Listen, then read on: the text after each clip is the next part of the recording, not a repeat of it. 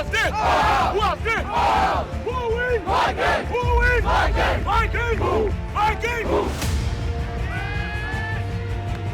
Do a strong left, but you got to protect the outside. You got to see gap.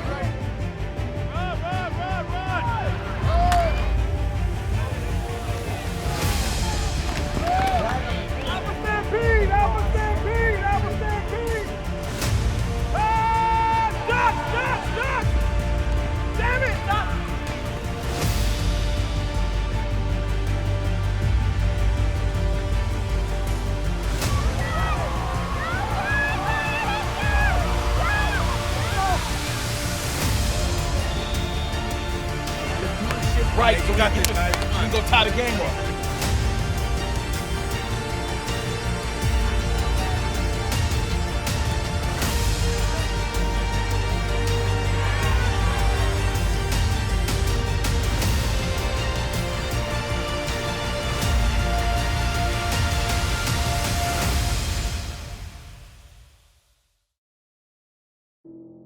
My mom used to tell me all the time, you got to recognize your blessings. You also got to recognize when the devil's messing with you. So that's one thing I'm real good at, is recognizing my blessings. And my blessings is here. It's then led me to coach youth football. By the time somebody make it to college or the NFL, most of them, if they're not raised correctly, have a really bad attitude.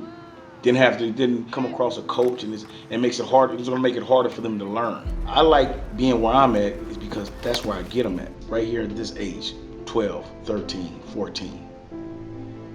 Trying to give them my spirit, give them my teachings the same way my mom taught me, or my other coaches that I played for, the stuff they taught me, to make them be a better person. If I can help them here and they go to high school, they'll know how to behave. And then from that point, from high school, they'll take what I gave them all the way back from PYFL days all the way to college, because they know how to behave. They know how to be a gracious winner and not be a sore loser, how to handle themselves under pressure, how not to let the game take you out of character, make you not be a gentleman, not be a dirty player. I try to teach these kids right here at this level, because at this level, I can grab them, mold their mind, and let them know the right way of life. Because like I said, I'm not here just to coach them. I'm here to give them life answers too, bro. I get a lot of questions. Coach, what about this? Coach, what about that? Coach, what about this girl? I got people chasing me. I got people fighting. And a lot of kids still call me and ask me for advice, and I'm not even coaching them anymore. And it's not like they don't have a father. It's just for some strange reason, I don't know what it is, some kids tend to listen to their coach. Like my son will probably listen to his coach before he listens to me, because that's what sons do. Most of the time, you just get these kids, man, and they're at a real vulnerable spot in their life, man. When you're a teenager, you're preteen, you're trying to figure out who you are. And sometimes that can lead to you following somebody. Sometimes that can lead to you being on drugs or joining a gang. I know people say, if I can stop one kid, I'll be happy. No, I'm not gonna be happy just stopping one kid. I'm gonna be happy stopping a whole generation. If I can stop a whole generation from being on drugs, if I can stop a whole generation from joining gangs, if I can stop a whole generation from being, to be a person of their society, you know what I'm saying, be somebody positive in their community, that's what I want. That's why I'm here. That's why I'm at this level right here. I done had offers to go up to high school. It's just that, you know what I'm saying, I got my own insecurities that I have to deal with. I want to make sure I'm the best coach ever. I want to make sure that I learn as much as I can before I go up there, because I don't want to disappoint nobody either. And it's good to teach some people, but you still got to work on yourself too, you know. You want to go up there and not be able to do your job. It ain't a point of me losing or being embarrassed. It's just that I don't want to not go up there and not be able to do my job. I feel I need a little more experience. And like I said, I've been doing this for a long time. I probably could go up to high school football and coach. But it's something I want to make sure that I understand everything it is before I even go up there. But right now, I'm happy at the PYFL level. That was a run play. The tight end was over 2 seconds after hike. You see him pitch the ball. What tight end? Why you getting the tight end after he picked the ball? Look, you sitting right here, son. Son, you hit me for what? If I'm telling you to read it, read C gap, right? Boom. Here, you're D, move down, here. I started coaching most likely around 2006, 2008 when I was coaching my son Anthony. We were staying in Las Vegas at the time, and that's when I started coaching. We won the championship the first year, so I was really happy about that. My other son, Jonte, he started middle linebacker for Mount Marty at Mount Marty in South Dakota. And my other son, Isaiah, he started varsity over there. He's a freshman starting varsity. He's safety, lots of tackles, player of the week 3 weeks in a row. Got some sacks. He's doing real good. I can't wait to see how he does next year. What got me into coaching is because I feel I can change a lot of kids' lives. I grew up in a rough area in South Central Los Angeles. So, you know the same scenario. Kid get caught up in a bunch of stuff that he wasn't supposed to get caught up in. And I just wanted to make sure my kids first didn't have to go through what I went through. So then once I got that passion about it, then it just was like I kept coaching. My kids are not in the PYFL anymore. They're not in Pop Warner anymore. They're moved on. They're doing better things. So what I wanted to do was actually see if I can help kids that were like me, misunderstood, aggressive. So if they're aggressive, you're not supposed to just take them as they're bad kids. You gotta harness that aggression. You gotta take it somewhere and put it somewhere. That's why I like football. Football teaches you a bunch of stuff. It teaches you camaraderie, it teaches you friendship. It doesn't teach you hate. It teaches you how to battle, but it doesn't teach you to hate the person that you're battling on the other side.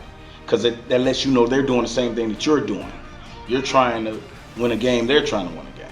It started as I was an assistant coach at first. I kind of think being an assistant coach helps you be one-on-one with the kids more. When you're an assistant coach, you're doing more individual training, run blocking stops, practicing on your back pedals. But then when I became a head coach, there's a lot more responsibility because you're not only just looking after the kids, now you're looking after the coaches, making sure the coaches are doing their job and making sure that you pick the right coaches. If you don't pick the right coaches, they got the same mannerisms or the same attitude that you got towards football or towards the love for these kids, it's not going to work out. You're going to have a lot of headbutting and coaches not doing what you're asking them to do properly. You can't teach a kid two different things. Everybody has to be on the same accord, have the same mind, so we can get the same accomplishment, get the same thing done. That's getting this kid to be a better football player. That's what it's all about. Yeah, you're like this. Hey, Eric, you're like this. But look at me. Off the line. Just, there's a tackle. You should be exactly the same. Look, right there. Diego, the ball is hot. On the wheel. What's so hard about that? It's hot. They pump them on the wheel. They fight. Let the ball go. Let's go.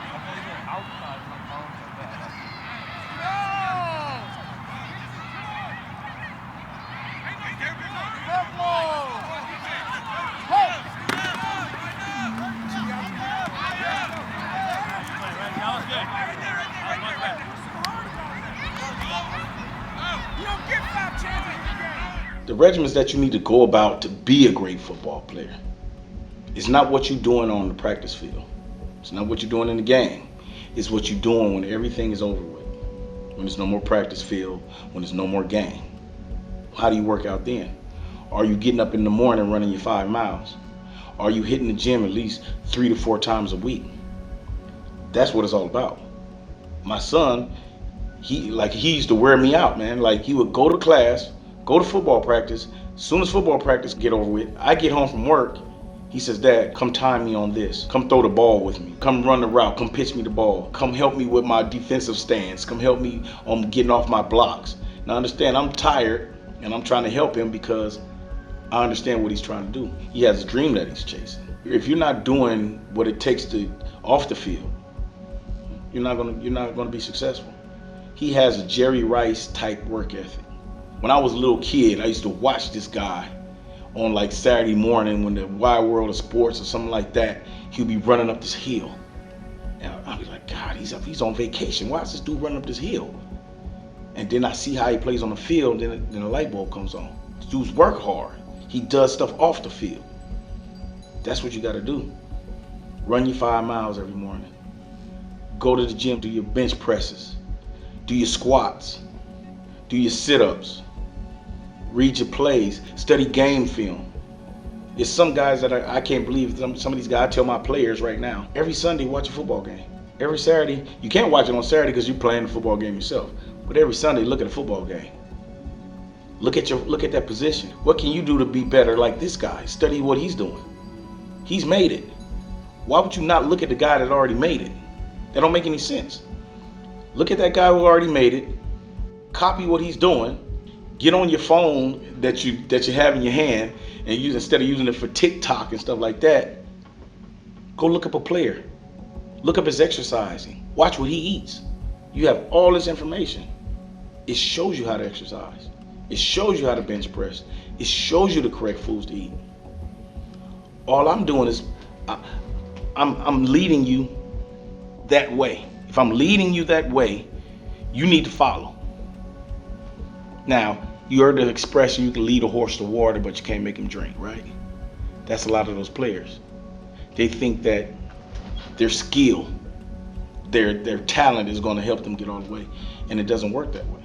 I told my son, Elijah, I told him the game has gotten a little faster, and I seen how he played the first day. And I was like, son, you got to go back to your fundamentals. Fundamentals is what got you here. Fundamentals is what's going to keep you here. And I said, now you can't go to the school thinking, okay, I'm gonna get on the field and be great. I said, no. It ain't about talent anymore. It's about the work ethic now. What are you eating? What are you putting in your body? What kind of sleep are you getting? Are you working after practice? Are you studying game film?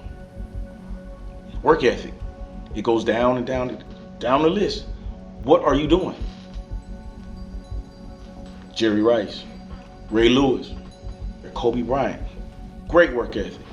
I done heard so many stories about how people are coming in at 5 a.m. from partying. Kobe's already drenched in sweat, working out, ready to go work out some more. That's the kind of mentality you gotta have if you want to make it in any sport, man. First of all, I can tell you football is gonna help you in life anyway. If you can fight through an offensive line or fight through a defensive line, you're gonna build up this courage, you're gonna build up this mental stability to be able to fight off life adversities. When I first get those kids on the field, first thing I tell them, because most of them, you gotta understand, they're still 12 and 11 and 13, and some of them don't know how to work out. So what I basically teach them is something minor first. Start doing push-ups. Your goal is to get to 50 straight push-ups. If you go 10 rest, 10 rest, 10 rest, 5 times, then you go 20 rest, and then do the last 10. I said the goal by the end of this program, you should be able to do 50 push-ups straight. And then on top of that, I tell them before the games, if you want to eat anything before the games, no milk, no dairy, and eggs. That stuff is harder to digest. And when you start running, your body builds up your body metabolism keeps going, and it can't digest those eggs and that dairy food fast. And you'll actually throw up on the field.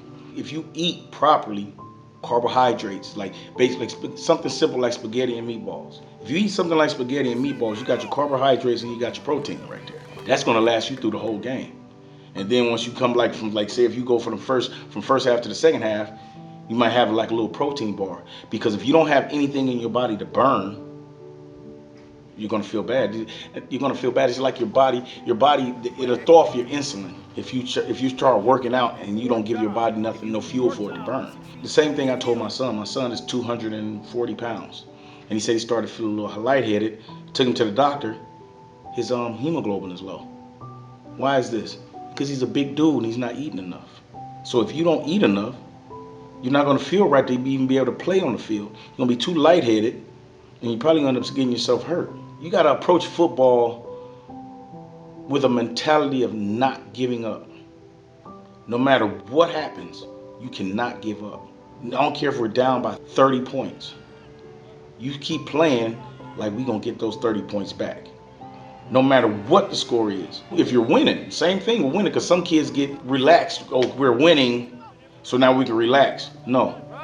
I tell these kids all the time, you can't turn it off and on like a light switch. You got to keep that passion. You got to keep that drive at all times. When you first set foot on that field, it's time to go to work. You can't turn that off the entire game. You can't even turn it off at halftime. Well, halftime is so you can assess what you did wrong and what you need to do better, so you can have a better rest of the game. They say it's 85% mental and 15% physical. I really think it's 90-10. I got kids that are not physically able to keep up with other kids, but because they're looking at the film, they're smart, they're studying, they start making plays because they know what the other guy is doing before he knows what's going on. Before they know what's going on, he knows. So he becomes a better player. 90% mental. Now he has that extra 10% that he has to make up. Now just because it's 90% mental and 10% physical, that means you got to make that 10% strong. Now once you get the mental part down right, and then you start working on your physical, then you make your physical catch up to your mental. If you can make your physical catch up to your mental, I don't think it'll be a player out there that can stop you. Because if you're smart and you understand the game and you don't give up, that's the best thing in the world, man. You can't be a better player. That's what it's about. Well, since I've been coaching here, I've heard of one title, Coach Joe Manischewitz, but he took him to the championship, and that was a good thing for us because when you got championships, it brings more kids to the division so we can keep it going because everything is volunteer over here. So once you get to keep the kids coming in, you can teach more kids, and you know what I'm saying, they can go off either Burbank High School, or Burroughs High School, whatever high school they want to, but at least they know they'll be well trained. How it goes is you play your 8 games, and you try to win as many games as you can, and then we go to the playoffs. And then once we get to the playoffs, the AD of the PYFL and a group of other members of the PYFL, they go over the teams and put them in according brackets. Who teams?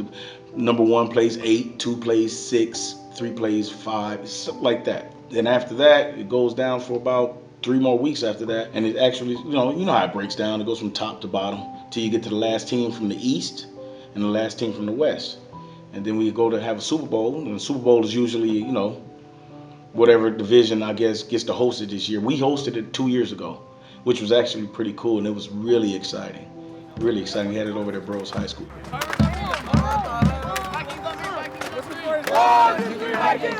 Success. Never giving up. Working hard. That's why I chose the Burbank Vikings. That's why when anybody comes to the Burbank Vikings and they see Coach P, they know they're getting the best me. They're getting the best person. They're getting a truthful person. At the end of every year, I thank the parents for letting me be in their kids' life so I can help them be a better person.